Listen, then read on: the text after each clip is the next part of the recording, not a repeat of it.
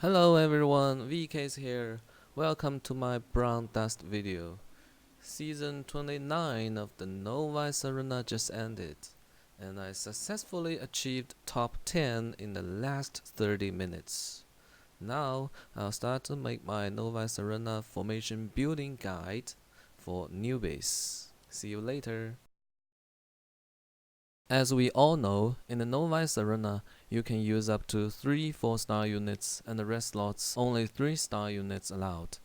And there is no Novice Arena ticket available in the item shop, so it is possible for free-to-play players to achieve a good rank with proper strategy. First of all, the invulnerable formation doesn't exist, so the first thing is to check what environment we are in. When we are to start building our formation, we should check the hot murd list first. Keep in mind the most popular units in use, and set up our strategy against them will boost our win rate a lot. In the current season, the hottest units are Carson, Regnet, Serendia, Cry, Maroon, Mercedes, and 4-star Riddle. If we were still thinking about how to counter Hell, Lito, or Yunran, and ignore the above ones, no wonder our rank will get stuck. I'll take one of my formations used in the current season as an example. I was using this formation all the way from Crystal to Grandmaster. Pick Beatrice for Carson, Mercedes, and other defenders. She is the only 3-star unit that can deal fixed damage, though only to defenders. Pick Cry for Cry. We know that Cry often pillages taunt. If our Cry attacks after the enemies, our Cry will go straight to him and get all his buffs and kills him. The key point is we have to kill enough enemies before the opponent's Cry moves.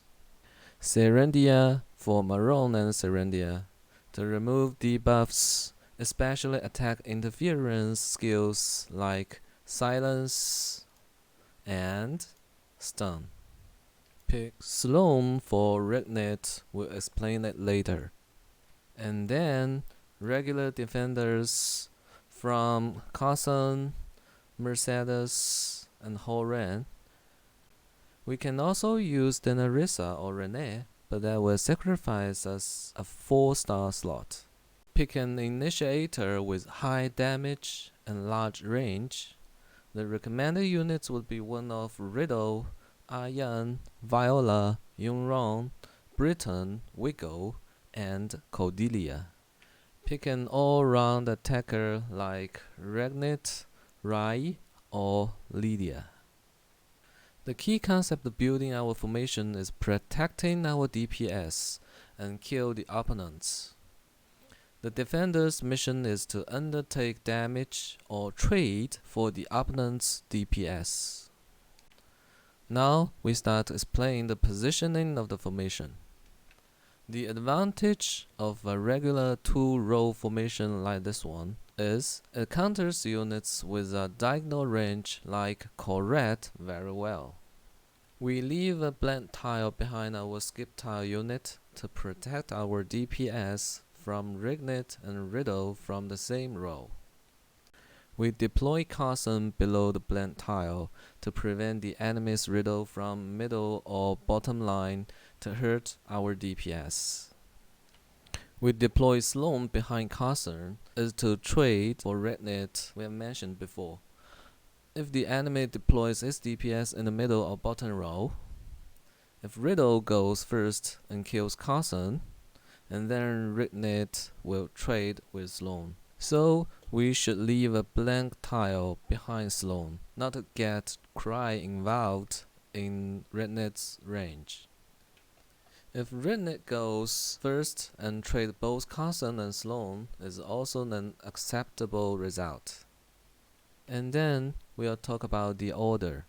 As we all know, supporters should go first and then into the initiator, followed by other DPS In case the initiator hits Sloan, the supporter's target will get to somewhere else in the second round. Mercedes should go a little bit before Cry. Ideally, the opponent's Cry pillages her buffs and return them to my Cry. In the next round, my Cry would be able to revolt damage to the opponent's surviving DPS. That's all of the explanation of this formation.